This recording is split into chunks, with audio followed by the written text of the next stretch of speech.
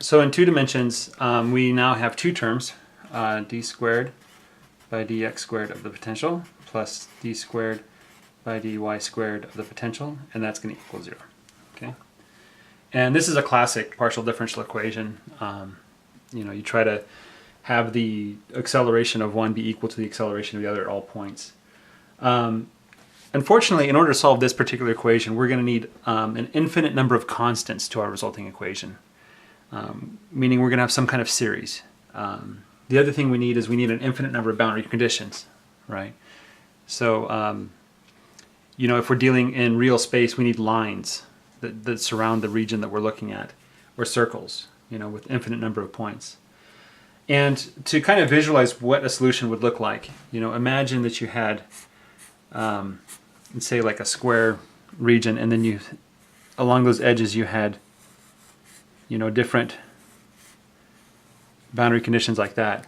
And what would happen if you took a rubber sheet and stretched it over the surface is roughly similar to what the Laplace's equation would give. And in the footnotes, Griffiths has the actual equation it gives you if you're curious. I'm not. So it's some surface that kind of represents what a rubber sheet would do. And the 2 facts still hold we talked about in the first dimension. The first fact is that for any potential at x and y, it's going to be equal to 1/2 or 1 over like 2 pi r, let's say. We're going to do some circle, right, of the potential at some circle radius r times the length of that line segment around that circle. So we're just going to take basically, use a different color here. And again, I'm going to kicking myself for not drawing a bigger. So we're going to take like a circle here, and we want to find the point right above that circle. So we're going to take the circle of its neighbors and average that, and we'll get the point, the value at the point. And this leads to something called the method of relaxation, which is pretty useful for computers to solve equations like these. The way this works, it's a simple algorithm. Relaxation is you start off with an assumption of what the values are.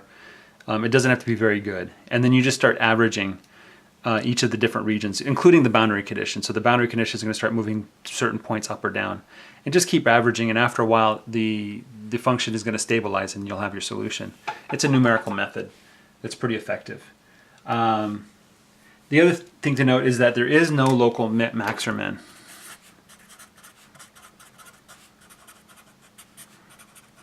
Okay, and he talks about if you took a ping pong ball and dropped it on that surface, it would roll off because the minimums and maximums all occur at the boundary conditions.